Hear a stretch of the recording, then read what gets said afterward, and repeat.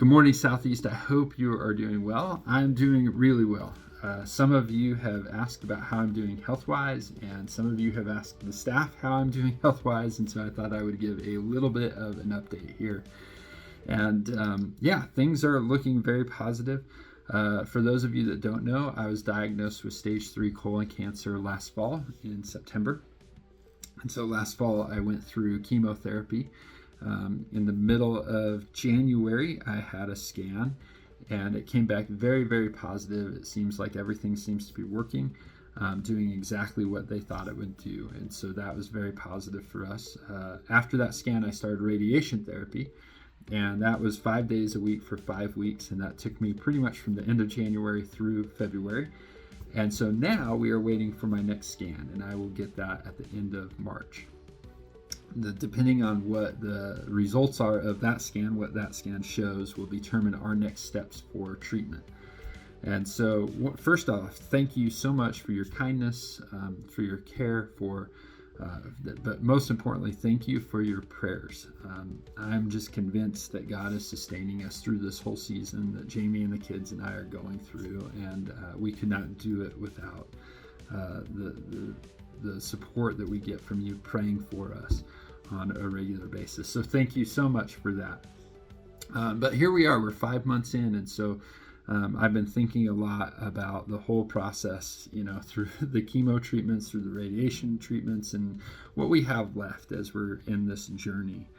And one of the things that I was thinking about was when we were first diagnosed with this. They find out that you have cancer, and then you go through some scans, and then you meet with your oncologist, and the oncologist then puts together a plan for you and all this stuff. And I remember sitting in his office, and he was going over the treatment plan. And I was just thinking the whole time, this is very, very inconvenient. He said, we're going to get through it. There's a lot of positive results with this type of cancer. And he said, you're young enough, you're healthy enough that this is just going to be, it's going to be hard. But he said it will take about a year to get through this. And I thought, man, a year, all the doctor appointments, the treatment, the blood work, all the tests, all that stuff. And I just thought, that's really inconvenient. That was one of my thoughts. And of course, in that, giving it to God and saying, okay, God, it's not my life, it's your life. But now, as I'm reflecting back on it, I think I don't know that I would use that word inconvenient anymore. And the reason being is because I've seen God work in so many different ways. He's worked in the lives around me, and he's worked in my own heart. Now, let me just say one thing real fast. When I say inconvenient, I don't mean that it hasn't been hard. It has been extremely hard at times. It's been hard on me. It's been hard on Jamie. It's been hard on the kids. And I'm so grateful for Jamie and her sacrifice, and the kids and their sacrifices as we've gone through that. So while I wouldn't use the word inconvenient, it has been hard. It has been difficult. It has been tiring. But in the same way that you go and you work out, or you go on a long run, or you go, you do these things, and you're like, man, that's really hard, but it was worth it.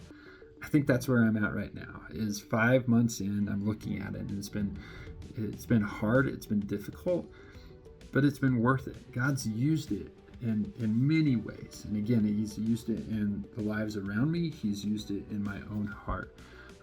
I hang on to these verses, a lot of passages such as James chapter 1, verses 2 through 4. Count it all joy, my brothers, when you meet trials of various kinds, for you know that the testing of your faith produces steadfastness, and let steadfastness have its full effect, that you may be perfect and complete, lacking nothing. So I was talking about that with somebody, and they asked me, well, what about your message has changed, and how has God done that? And let me just give you one example. And I would say it's not that the message has changed, it's that I understand it in a deeper, more complete way, if you will. I liken it to those passages that talk about how Christ is the head of the church, that the church is his bride. And, you can read all those passages and you can go, yeah, that's right. Christ is dying for the church. He's purchasing the church with his blood. He's dying for his spouse. He gives us this picture of what marriage is supposed to be like. And all those passages are true. And then you get married, and all of a sudden there's more clarity in those passages. You understand them in a more fuller, richer, deeper way, if you will. The same thing when you have kids, when you find out that God gave his son, right, for us, and that we are his children. Those passages are all very much true. And then you have kids, and all of a sudden, again, those passages become more vivid. You understand them in a deeper, more significant way. It's not that they were wrong, it's just that they have more of an effect on your heart and how you view those passages. And I would say the same thing, that as I've gone through these trials, as I've gone through this, it's not that I didn't believe those passages in suffering, in long nights, all those difficult seasons that the Bible talks about, but now I understand them in a deeper, more fuller way.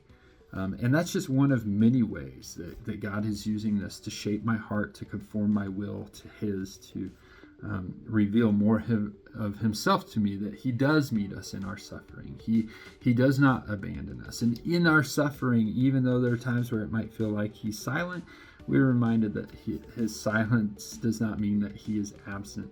And so just his steadfast love through this whole thing, that's understanding that in a deeper, more complete way, it's worth it. It's worth it. Again, I'm not saying that season hasn't been hard.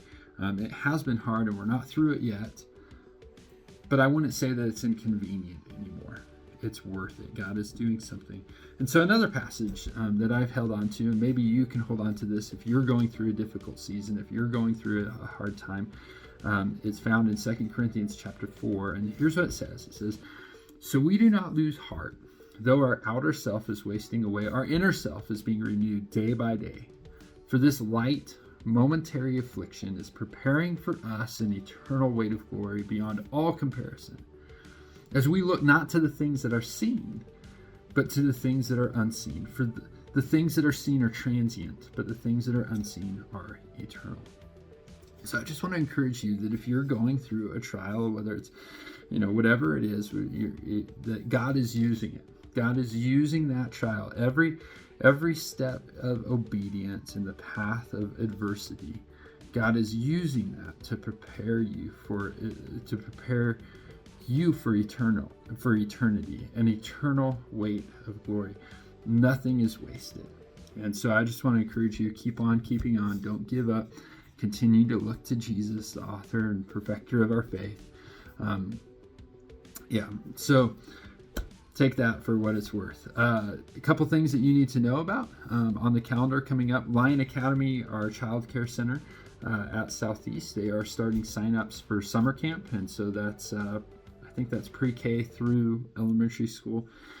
So check out Lion Academy, childcare.org. Also, this week coming up, we have our food bank and clothing closet. And so if you need food, or if you need clothing, or if you know someone who does, be sure to check us out for that. And then also this Sunday, very exciting, we have a multi-church dodgeball tournament with our student ministry. And so keep those things in mind. Lion Academy Summer Camp, Food Bank and Clothing Closet, Student Ministry, Dodgeball Tournament. And then, of course, this Sunday morning for worship, we will continue our sermon series through the Gospel of Luke. Southeast, I love you. I hope you have a wonderful, wonderful week, and God bless.